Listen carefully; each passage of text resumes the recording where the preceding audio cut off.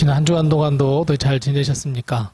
또 날씨도 많이 무더운데 또 항상 건강에 유의하시고 또 항상 하나님과 동행하는 일, 기도하는 일, 또 말씀 묵상하는 일에 더욱더 열심을 내는 우리 모든 우리 성도님들 다 되시기 바랍니다. 오늘은 계속해서 비전에 대해서 공부하면서 오늘은 느헤미야에 대해서 배우도록 하겠습니다. 오늘 이 느헤미야를 통해서 비전에 대해서 우리가 한번 살펴보고 이렇게 하도록 하겠습니다. 우리가 요즘 우리가 세상을 살아가면서 요즘 무슨 연로족이라든지 또 자신의 또 행복과 자신의 그 가치관을 이룰 수 있는 그런 삶을 살기 위해서 사람들이 아주 많이 노력하는 것을 봅니다. 결국 무엇이냐면 무엇 때문에 그러냐면 사람들은 행복하기를 원하기 때문에 그렇습니다. 자신의 삶이 행복하기를 원해요.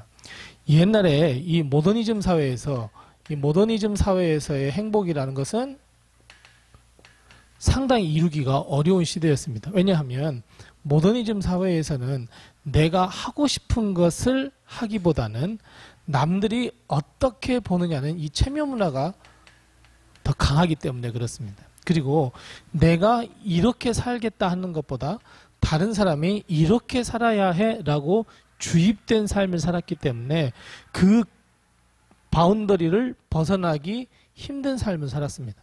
그러다가 이제 모더니즘으로 되면서부터 이제 이 틀들이 다 깨지기 시작합니다. 그리고 나 자신의 행복을 위해서, 나 자신의 행복을 추구하기 위해서 사는 삶으로, 인생으로 변하기 시작이 됩니다. 그래서 세상은, 요즘 우리가 살아가고 있는 세상은 행복한 삶을 살 수 있는 환경이 만들어져 있는 사회입니다. 그럼에도 불구하고 우리는 이런 환경 속에서 나는 행복합니다 라고 말하는 사람보다 사실 나는 불행한 사람이야 라고 대답하는 사람들이 더 많다는데 우리는 참 안타깝습니다. 누구든지 행복한 삶을 살려고 하지만 결국은 우리는 불행의 삶을 걸어가고 있는 우리 자신을 바라볼 때 우린 정말 안타깝고 어떻게 우리가 해야 행복한 삶을 살 것인지 우린 늘 고민하게 만듭니다. 그런데 이렇게 행복한 삶을 살려고 하다 보니까 우리 마음 가운데에 이 부딪히는, 이 맞부닥치는 것이 무엇이냐면 기가 막힌 일, 어려운 일, 힘든 일이 더 많아집니다. 예전에는 이런 바운더리 속 안에서 살았기 때문에 힘든 일이 그렇게 많이 나타나지 않았습니다. 어려운 일이 많이 나타나지 않았습니다. 왜냐하면 이렇게 살면 된다고 하는 이 도덕 교과서처럼 어떤 길이 정해져 있었기 때문에 그 길만 가면 됐거든요. 그런데 이 요즘 세상에 대해서는 길들이 아주 여러 가지로 많이 퍼져 있습니다. 그러다 보니까 내가 하고 싶은 일을 하지 못하게 되는 어려움과 힘듦과 아픔이 더 옛날보다 많아졌다는 거예요. 그러다 보니까 나는 행복한 삶을 살 수 있는 조건들이 많이 갖춰져 있지만 그럼에도 불구하고 행복을 찾기란 상당히 어렵고 결국 나는 이런 불행한 삶을 살고 있어 라고들 많이 느끼게 됩니다. 물론 상대적인 빈곤감이나 상대적인 박탈감 때문에 그렇기도 하지만 그만큼 많은 길들이 있다는 것은 그만큼 많은 위험 요소가 따른다는 것이죠. 그래서 우리들은 이런 불행한 일을 겪게 되면 네 가지의 기조를 보입니다. 네 가지. 첫 번째 뭐냐면 회피해 버립니다. 그 상황들을 회피합니다. 나 이런 거 아니야. 나 이렇게 하지 않아. 라고 잘 부인하는 거죠. 두 번째는 뭐냐면 부인합니다. 부정합니다. 아니야. 라고 부정하게 됩니다. 예를 들면 내가 병원에 가는데 의사 선생님이 암입니다. 그러면 그 사실을 먼저 사람들은 받아들이기보다는 부정을 먼저 일단 해봅니다. 내게 어려운 일이 닥쳤어. 아니야, 어려운 일 아니야 라고 부정하게 됩니다. 그리고 세 번째는 뭐냐면 포기입니다. 포기해버립니다. 내 삶이야 원래 그렇지. 내 인생이야 원래 그런 거야 라면서 포기해버린 경우가 많이 있습니다. 그리고 마지막 네 번째는 극복입니다. 다시 한번 내가 이것을 극복해버리라고 하면서 다시 이 길을 걸어가게 되는 것이죠. 그런데 이 극복하는 것은 참 좋은 일인데 이 세 가지 것을 선택하는 사람들이 더 많다는 데 문제가 있습니다. 그래서 사람들은 눈물을 흘리게 됩니다. 자기 자신을 바라보고 하지 못함을 바라보며 아 나는 불행한 인생이 하면서 이제 첫 번째 단계가 바로 이 눈물을 흘리게 됩니다. 이 네 가지 단계에 다 나타나는 공통적인 것이 눈물입니다. 그래서 오늘 이 느헤미야도 보면 느헤미야도 사실은 눈물로 시작하는 것이 느헤미야입니다. 느헤미야는 어느 시대 때 사람이냐면 이스라엘 백성이 바벨론에게 멸망당했을 때의 사람이 느헤미야입니다. 그런데 이 바벨론이라는 국가가 자기가 정복했던 나라에 대해서 어떤 정책을 펴냐면 그 나라, 그러니까 예를 들면 한 나라를 들면 이스라엘이라고 한 나라를 정복하게 되면 이스라엘 나라에 젊고 아주 유능한 사람들을 포로로 데리고 갔습니다. 이런 정책을 썼습니다. 예전에 예수님 당시에 로마는 어떤 정책을 폈냐면 이스라엘 나라를 정복했으면 그 나라의 체제는 어느 정도 인정해 주지만 이 체제를 통치하는 것은 로마 사람을 파견했습니다. 로마인을 파견한 것이 로마의 정책이라면 바벨론은 젊고 유능하거나 어떤 마을에 있어서 유지라든가 이런 사람들을 포로로 다 잡아가 버렸습니다. 그런데 더 재밌는 것은 바벨론은 이 포로들 가운데서 또 유능한 사람을 자신의 정책을 세우는 데에 입각을 하게 되죠. 입각하게 만듭니다. 그 사람이 아주 대표적인 사람이 다니엘이죠. 바벨론은 이런 정책을 썼습니다. 그러면 이런 정책을 쓰는데 바벨론은 두 가지 반사가 이끌었습니다. 하나는 어떤 이유를 얻게 되냐면 아무래도 국가가 더 부강해지죠. 이 전 세계에 모여있는 바벨론이 멸망시킨 나라들로부터 좋은 사람들을 유입시켜서 좋은 정책을 쓰다 보니까 부강해질 수가 있습니다. 또 하나는 포로로 잡혀간 이 사람들은 인질 역할을 합니다. 만일 이스라엘 나라에서 반역행위, 이 바벨론 사람들이 보기에 반역행위가 일어났을 때 이 인질들을 죽이겠다고 하는 인질 정책을 쓰죠. 그래서 바벨론 그런 정책을 썼어요. 그러다 나중에 그래서 바벨론이 하나님의 예언대로 결국은 이 포로들을 귀환시키죠. 그러면서 이제 다시 이스라엘 백성이 다시 회복되기 시작되는데 오늘 이 느헤미야는 이 가운데 서서 여기에서의 인물이 바로 느헤미야이고 이 시대 때 살았던 사람이 느헤미야입니다. 근데 이 느헤미야는 바벨론 왕의 술 맡은 사람이었어요. 술을 맡은 사람이라고 한다면 우리가 잘 알듯이 왕의 가장 신임을 받는 사람 중에 한 사람입니다. 왜냐하면 이 술 시중을 드는 사람, 이 사람은 왕에게 그 당시에 술을 먹여서 독살시킨 그런 경우가 있어서 미리 먼저 맛을 보게 하고 그리고 왕이 먹었습니다. 이게 여기에 독이 들어있는지 안 들어있는지. 또 왕이 아주 근심에 쌓였거나 즐거운 일이 있을 때 대작해서 술을 마실 수 있는 사람이 바로 이 사람이었습니다. 그러니까 어찌 보면 느헤미야는 아주 한쪽에는 권력도 가지는 사람이고 한쪽에서는 부를 가질 수 있는 사람이 느헤미야입니다. 그런데 이 느헤미야에게 어떤 소식이 들냐면 이스라엘이 특별히 예루살렘이 완전히 폐허가 됐단다라고 하는 소식이 들었어요. 어찌 보면 느헤미야는 그래 우리나라가 조금 내가 포로로 잡혀올 때에 또 많은 사람들에게 소리를 들었을 때에 그래도 먹고 살만 하겠지. 거기는 많은 사람들이 함께 모여 있어서 우리 민족이 함께 모여 있어서 뭔가 재건을 한번 해보겠지라고 하는 막연한 기대감을 가지고 있을지 모릅니다. 그런데 정작 느헤미야에게 들린 소식은 예루살렘이 완전히 소망이 없는 그저 폐허가 된 곳이라고 그런 소식을 듣게 됩니다. 자, 그랬을 때 느헤미야는 무엇을 선택할 수 있습니까? 아까 얘기했던 것처럼 첫 번째 뭘 선택할 수 있죠? 회피해버립니다. 저기 그러든지 말든지 나만 잘 살면 돼. 가장 나쁘죠. 회피를 할 수 있습니다. 두 번째는 뭐냐면 부정입니다. 아니야. 지금 저 들리는 소식이 잘못된 소식일 거야. 아닐 거야. 그래도 나의 소망처럼 어느 정도는 먹고 살만 할 거야. 라고 부정할 수 있습니다. 그럼 세 번째는 뭐겠어요? 포기해버립니다. 나도 어떻게 할 수 없고 내가 저 나라를 어떻게 하나 줄 수도 없고 내가 비록 고향이지만 내가 갈 수도 없고 할 수 있는 것들을 포기해버립니다. 하지만 느헤미야가 선택한 것은 무엇이냐면 이 세 가지가 아니라 네 번째였던 극복해보자는 거예요. 이 사실들을 극복해보자는 거예요. 그리고 느헤미야가 선택한 것이 뭐냐면 하나님 앞에 기도하는 거예요.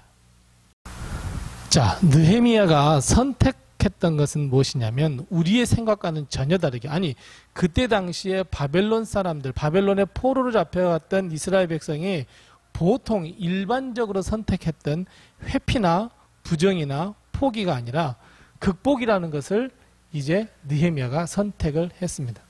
그래서 느헤미야는 사실 처음부터 그쪽에 이 예루살렘이 아주 폐허되었더라 라고 하는 소식을 듣고 야 극복해서 나가자 이게 나간 게 아니라 사실은 느헤미야가 가장 먼저 했던 것은 뭐냐면 수일 동안 울었습니다.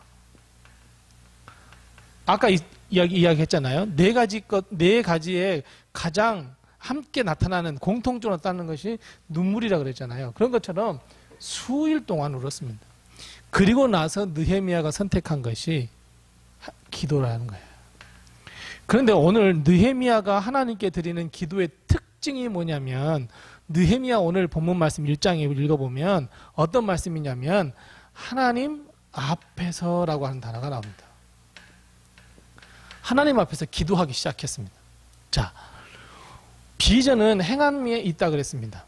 비전은 행동해야 하는 것이 아주 의미가 있는 것이고 가치가 있는 것이고 하나님께서 원하시는 바라 그랬습니다. 그렇다면 비전, 사명을 가진 사람이 가장 머릿속에 가장 가슴속에 담고 있어야 할 것은 무엇이냐면 하나님 앞에서라고 하는 단어예요. 왜냐하면 우리가 어떤 일을 하든지 무엇을 하든지 즉 포괄적으로 이야기해서 내가 기도를 하든지 전도를 하든지 무슨 선교를 하든지 하나님의 말씀을 가르치든지 어떤 일을 할 때에 항상 우리 가슴속에 가지고 있어야 되는 것은 하나님 앞에서입니다. 항상 하나님이 내 앞에 서 있다는 것을 항상 인식해야 합니다. 내가 아침에 일어나 물론 잠잘 때도 마찬가지겠지만 아침에 일어나 저녁에 잠잘 때까지 모든 일들 가운데에 나는 항상 하나님 앞에서 이 행동을 한다라고 생각을 해야 합니다. 그러니까 느헤미야가 기도했다 그럴 수 있습니다. 하나님께 간절히 기도하고 간절히 부르짖었고 뭐 이렇게 할 수 있습니다. 근데 느헤미야가 기억했던 건 뭐냐면 하나님 앞에서 기도하고 간구하고 부르짖었다는 거예요.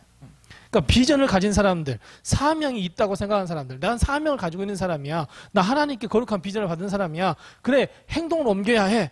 라고 했을 때 가장 먼저 해야 할 것은 하나님 앞에서 나는 기도도 하고 나는 하나님 앞에서 선교도 하고 내가 하나님 앞에서 이러저런 일을 행한다 라고 하는 이 하나님 앞에서라고 하는 것을 인식해야 합니다. 그래서 느헤미야는 하나님 앞에서 기도했어요. 자, 그렇다면 하나님 앞에서 기도했다라고 하는 의미가 무엇일까요? 그냥 기도했습니다. 간구했습니다. 이스라엘의 회복을 위해서 간구했습니다. 느헤미야가 할 수 있는 것을 위해서 기도했습니다. 라고 말할 수 있지만 하나님 앞에서 기도했다라고 하는 것은 세 가지를 포함하고 있습니다. 느헤미야는 무엇이라고 생각했냐면 이 모든 자신의 소망이나 꿈이나 비전이나 이 모든 것은 하나님이 출발점이라고 하는 것을 알고 있었습니다. 기도라는 것이 그렇잖아요. 나 이렇게 해주세요, 저렇게 해주세요 라고 하지만 사실은 그 모든 출발점이 하나님입니다 라고 하는 것을 고백하는 거예요. 나로부터 하는 게 아니라 만약 나로부터 하게 된다 그러면 하나님한테 기도할 필요가 뭐 있겠습니까? 예를 들면 우리가 아침에 밥을 한다고 생각해 봐요. 밥을 하는데 뭐 쌀을 넣고 물 넣고 난 다음에 밥통에 넣고 손수 기도하면서 하나님 이 밥이 잘 되게 해주세요 여러분 기도하는 사람 없잖아요. 그냥 하잖아요. 그냥 하면 되는 거예요. 내가 출발점이라 생각하면 그냥 하면 돼. 그런데 느헤미야 입장에서 이스라엘 백성을 회복시킨다. 이스라엘 성벽을 재건하고 이스라엘 성전을 재건한다. 자기가 할 수 없는 일이었어요. 그러다 보니까 중요한 건 뭐냐면 하나님께서 하셔야 되겠구나 하는 거예요. 하나님께서 하셔야 되겠고 하나님께서 먼저 결단하셔서 하나님께서 역사해 주셔야 되겠구나. 하나님 출발점이에요. 그래서 하나님 앞에서 기도한 거예요. 두 번째는 뭐냐면 인도하시는 하나님이에요. 자, 하나님이 출발하셨어요. 그래, 하나님께서 이스라엘을 내가 회복시켜야 되겠다라고 마음 먹었어요. 그러면 그 다음 행하는 모든 일들이 어때요? 하나님께서 인도하셔야 돼. 이스라엘 백성이 출애굽을 했습니다. 이스라엘 백성이 출애굽을 했는데, 그럼 딱 출애굽을 했는데 동서남북 어디로 가야 될까요? 아무도 몰라요. 가나안 땅으로 가야 되는데 예를 들어서 동으로 직진하게 되면 금방 갈 수 있지만 또 북쪽으로 갔다가 남쪽으로 갔다가 서쪽으로 갔다가 동쪽으로 갈 수도 있죠. 여러 가지 방법이 있단 말이에요. 그러니까 하나님께서 가나안 땅으로 이 출애굽한 이스라엘 백성을 인도하셨잖아요. 인도하신 거예요. 마찬가지예요. 하나님께서 인도하신다는 것을 알고 있었어요. 그렇기 때문에 기도할 수 있었던 거예요. 그러니까 비전을 가진 자, 사명을 가진 자, 아니 비전을 내가 행해야 되겠다고 하면 가장 중요한 것, 하나님이 출발시키셔야 되고, 그리고 하나님께서 그 길을 인도하셔야 돼. 그 다음에 마지막 세 번째 뭐냐면 열매, 끝은 하나님이에요. 즉 성취하시는 것도 하나님이라는 거. 내가 이 비전을 행하잖아요. 그러면 내가 다 하는 것 같잖아요. 누누이 제가 이 비전에 대해서 강의하면서 항상 말씀드렸던 것은 무엇이냐면 내가 한다고 생각하면 안 된다는 거. 내가 무언가 한번 이루겠다고 하면 안 된다는 거.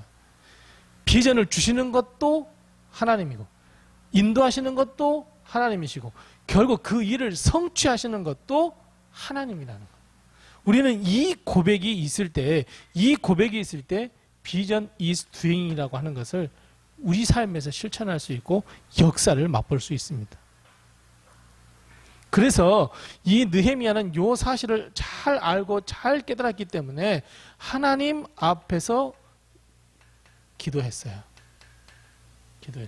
자, 느헤미야는 모두 몇 장으로 되어 있죠? 느헤미야는 모두 10석장으로 되어 있습니다. 10석장으로 되어 있는데 느헤미야는 10석장으로 되어 있는데 사실은 두 개로 구분될 수 있어요.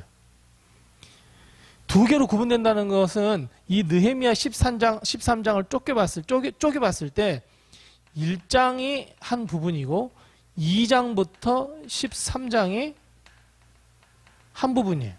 1장이 뭐예요? 기도예요. 2장부터 13장은요? 기도의 응답이에요.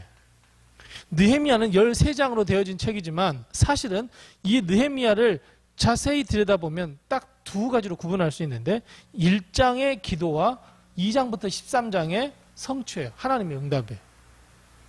그러니까 결국 이 기도, 1장의 기도라고 하는 것이 이런 의미를 가지고 있는데 결국은 느헤미야의 행했던 것은 느헤미야의 비전은 하나님이 출발시키셨고 하나님이 인도하셨고 결국은 하나님께서 이루시는 걸 봐요.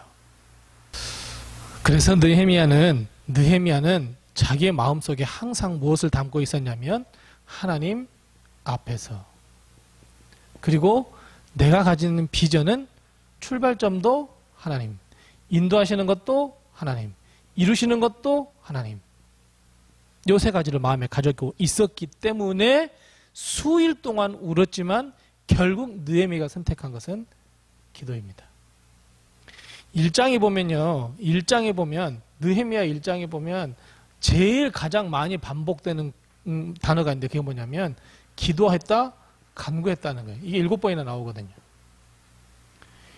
그래서 느헤미야는 이 1장에서 기도를 하고 2장부터 13장은 이 모든 기도를 다 이루게 되는데 결국 출발하는 것도 하나님, 인도하시는 것도 하나님, 이루시는 것도 하나님, 그렇다면 그럼 나는 뭐야? 라고 하는 이제 질문 하나만 남게 됩니다. 나는 뭐지? 나는 뭐야? 이런 생각이 듭니다. 나는 뭐라고 생각하십니까? 하나님의 비전을 행하는 데 있어서 주체입니까? 객체입니까? 목적입니까? 비전에 있어서 중요한 것은 나라고 하는 존재는 우리가 잘 알아요. 도구입니다. 하나님의 구원 사역을 이루는 데 있어서 나는 도구입니다. 자, 쉽죠. 우리가 땅을 판다고 생각해봐요. 목적은 땅을 파는 거예요. 그러면 땅을 파는 건 누구예요? 나예요. 그죠? 나죠. 사람이죠. 그리고 어느 정도까지 파야 되겠다 결정하는 건 누구예요? 그럼 나예요. 어느 정도 넓게 파야 되겠다 결정하는 건 누구예요? 나예요. 삽으로 판단 말이에요. 삽의 입장에서는 삽이 나는 뭐라고 하겠어요? 도구예요. 마찬가지예요. 하나님께서 내가 구원 사역에 있어서 어떤 사람은 이만큼 써야 되겠다. 저만큼 써야 되겠다. 저렇게 사용해야 되겠다. 모든 걸 결정하는 것은 어때요? 하나님이세요. 그리고 나는 삽처럼 도구가 되는 거예요. 도구가 되어서 하나님 앞에서 일하는 거예요. 그런데 여기서 우리가 비유를 들어서 이야기했지만 삽이라고 하는 건 내가 쓰는 이 삽 도구하고 하나님께서 원하시는 도구하고의 큰 차이점은 뭘까요? 큰 차이점은 뭐냐면 바로 인격에 있습니다. 삽은 아무런 인격이 없어요. 그냥 도구는 우리가 생각하는 도구는 그냥 아무런 인격이 없어요. 그냥 로봇처럼 일만 하면 되는 것처럼 우리가 생각하는데 사실은 하나님께서 비전이라고 하는 이 큰 틀을 보시면서 도구인 우리를 바라볼 때는 뭐냐면 인격적 도구예요. 절대 하나님이 마음대로 사용하지 않으세요. 모세도 마음대로 사용하지 않았잖아요. 모세야 너 이게 나 이런 비전이 있는데 너 좀 해줄래? 모세가 나 할 수 없습니다 그랬잖아요. 그래서 하나님께서 화내시고 하나님의 지팡이도 쥐어주시고 그래서 모세가 일을 하잖아요. 요수아도 마찬가지였잖아요. 요수아는 그냥 못합니다라는 말은 안 했지만 그냥 순종해서 갔잖아요. 그러니까 여러 가지 자기의 성격과 기질대로 가잖아요. 그래서 하나님은 인격이 담긴 도구를 사용하시는 거예요. 그러니까 제가 아까 방금 비유에서 설명한 것처럼 난 삽인데 나는 로봇인데 이런 비인격적인 것이 아니라 하나님은 우리가 인격적인 도구가 되기를 원해요. 자, 인격적인 도구. 내가 정말 인격을 가지고 순종도 하고 뭐 하나님 말씀도 불순종하기도 하고 뭐 이런 거 하잖아요. 그러니까 이 인격적인 도구가 가장 그 마음 가운데 가지고 있어야 할 것이 바로 하나님 앞에서입니다. 나는 하나님 앞에서 도구야. 하나님께 쓰시는 데 나는 순종할 거야. 이렇게 되는 거예요.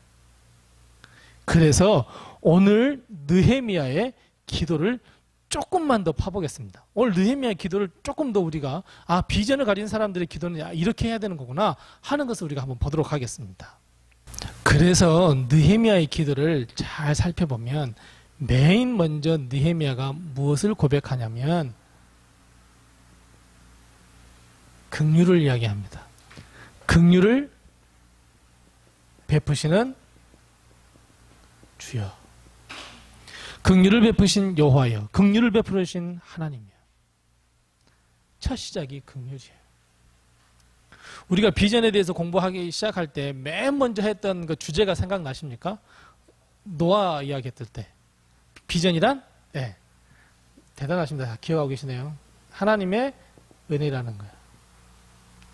비전은 하나님의 은혜입니다. 맞아요. 긍휼을 베풀어 주시는 주여라고 하는 것은 하나님 내게 은혜를 베풀어 주시옵소서, 하나님 내가 드리는 기도를 하나님께서 응답해 주시옵소서, 이 긍휼을 이야기를 하는데 왜 긍휼을 이야기를 했냐면 9절 말씀에 보면 뭐 어떤 단어가 나오냐면 주여 회복시켜 주옵소서, 하나님 이스라엘을 예루살렘을 회복시켜 주시옵소서라고 이야기를 해요.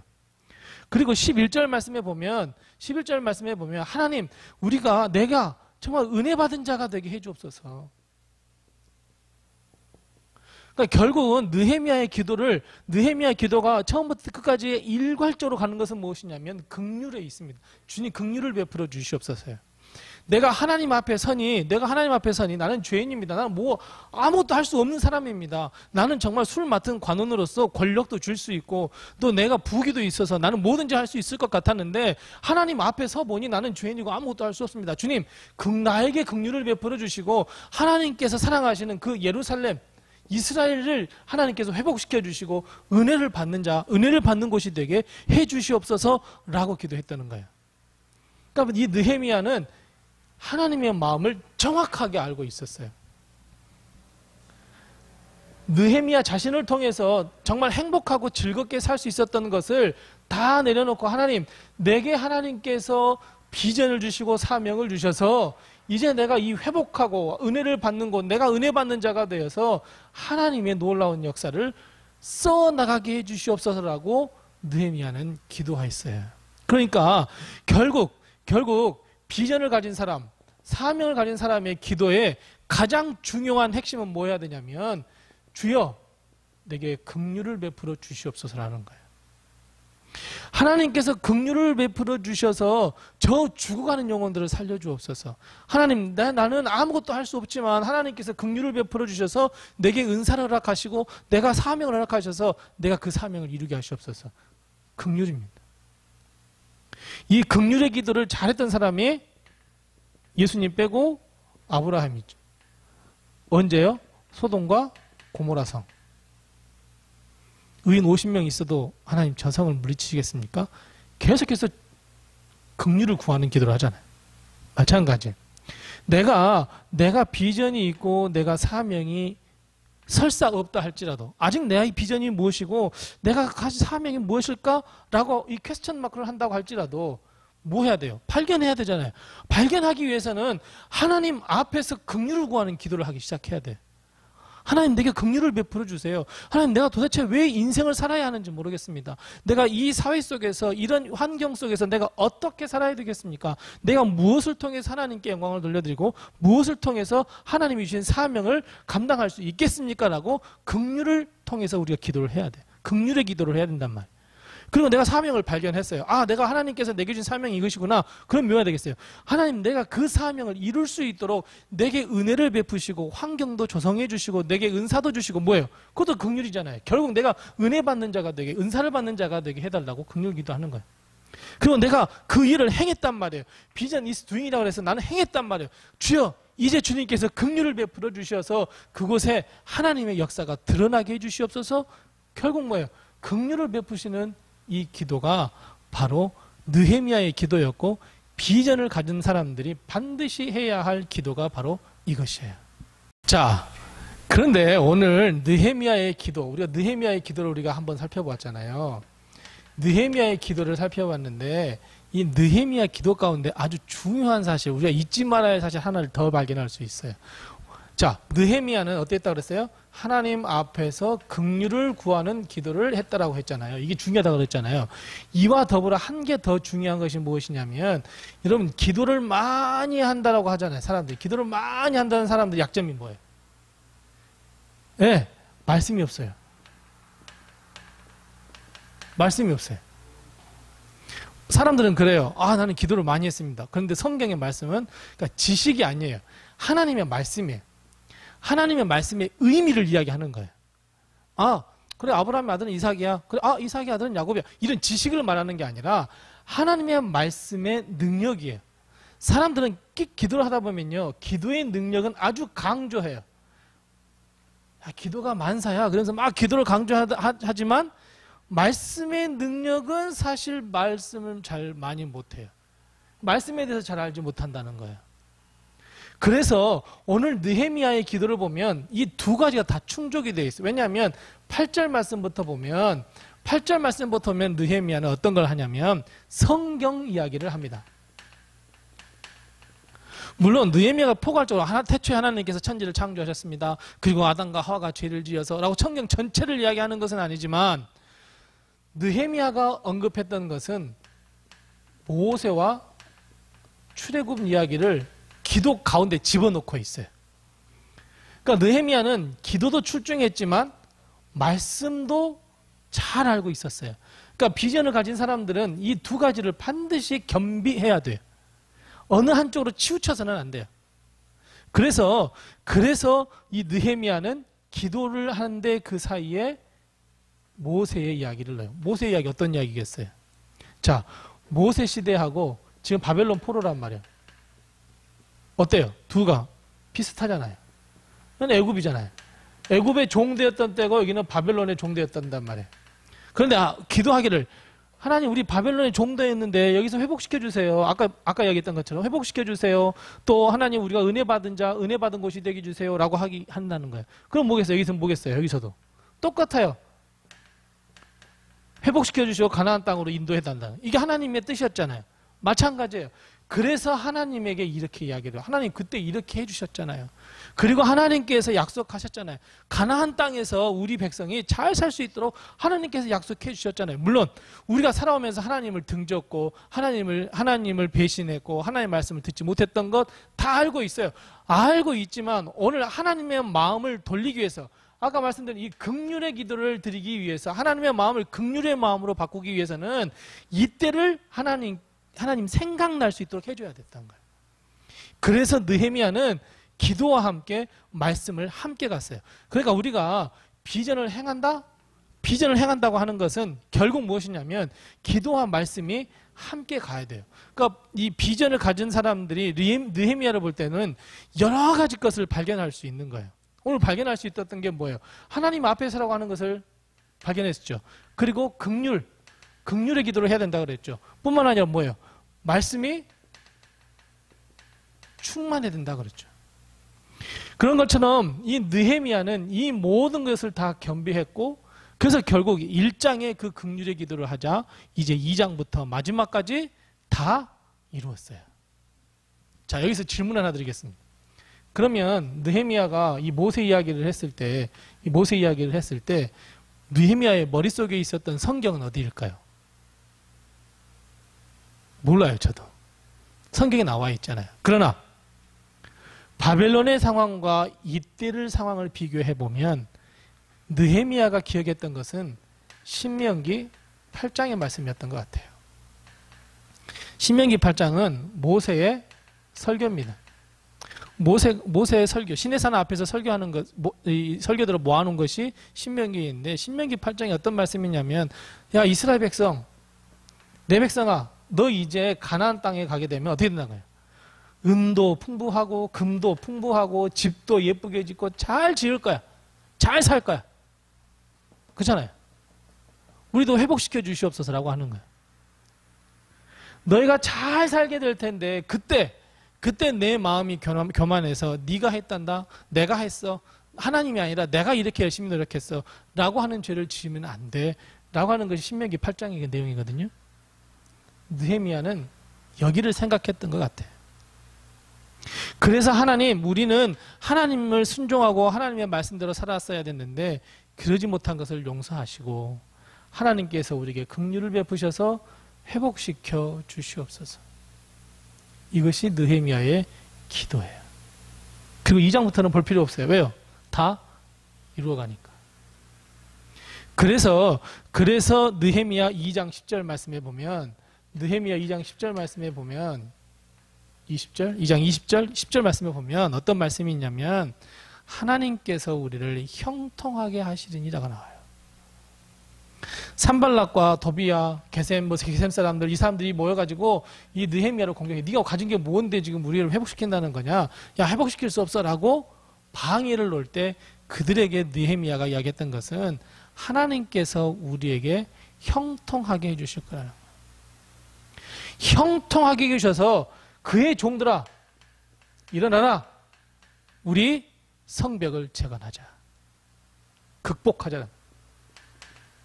하지만 너희들처럼 이렇게 반대했던 사람들은 기억된 바도 되지 않고 기업도 없고 너희 역사 속에서 사라질 거야 라고 자신 있게 이야기할 수 있었던 것이 느헤미야였고 느헤미야는 체험했기 때문에 그래요. 자, 오늘 느헤미야에 대해서 우리가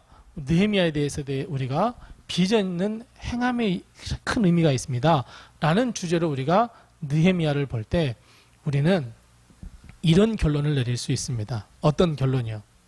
하나님 앞에서 긍휼의 기도를 하는 것이 비전이라는 거예요. 잊지 말아야 할 거. 하나님 앞에서 긍휼의 기도를 하자는 거예요. 긍휼을 베풀어 달라고 하는 기도를 하자라고 하는 거예요. 그것이 비전입니다. 말씀드렸던 것처럼 내가 내 자신이 이 비전의 출발점이 되고 내가 행동하고 이루는 것이라면 긍휼을 할 필요가 없어요. 하지만 그렇지 않아요. 출발점부터 이루시는 것까지 하나님이라고 한다면 긍휼의 기도를 하되 반드시 하나님 앞에서 기도해야 된다는 것을 우리는 꼭 기억해야 합니다. 그래서 우리가 비전, 사명, 어려운 길이지만 우리 하나님 앞에서 긍휼의 기도를 통해서 우리가 비전을 즉시 행할 수 있는, 그래서 하나님의 귀한 도구가 되었으면 참 좋겠습니다. 이제 다음 주에는 우리가 묵 건너뛰어서 누구를 볼 거냐면 요나를 보도록 하겠습니다. 자, 자, 요나를 볼 텐데 요나서는 좀 짧습니다. 그래서 다음 시간 오실 때는 그냥 시원하게 에어컨 틀어놓고 요나서 1장부터 4장까지 한번 꼭 읽어오시는데 아 그래도 나는 정말 시간이 없습니다. 그러면 요나서 2장 요나서 2장을 꼭 읽어오시기 바랍니다. 왜냐하면 요나서 2장은 역시 요나의 기도입니다. 그래서 요나서를 보면서 우리가 또 비전이라는 것이 무엇인가 우리 한번 다시 또 계속해서 열심히 또 달려보도록 하겠습니다. 우리 좋아요 꼭 눌러주시고 구독도 해주시고 또 다른 사람들에게도 꼭 알려주시기 바랍니다. 그래서 우리가 함께 비전가 정말 하나님이 보시기에 너무 충성된 다 종들이 되어서 하나님의 나라를 하나님의 복음을 세상 땅끝까지 증가하는 사람들이 더 많아질 수 있도록 하나님께서 착하고 충성된 종아라고 칭찬을 받을 수 있는 우리 그런 사람들이 많아질 수 있도록 또 많이 옆에 분들에게 알려도 주시고 또 퍼가시기도 하시고 계시면 참 좋겠습니다. 다음 주에 다시 또 만나 뵙겠습니다. 감사합니다.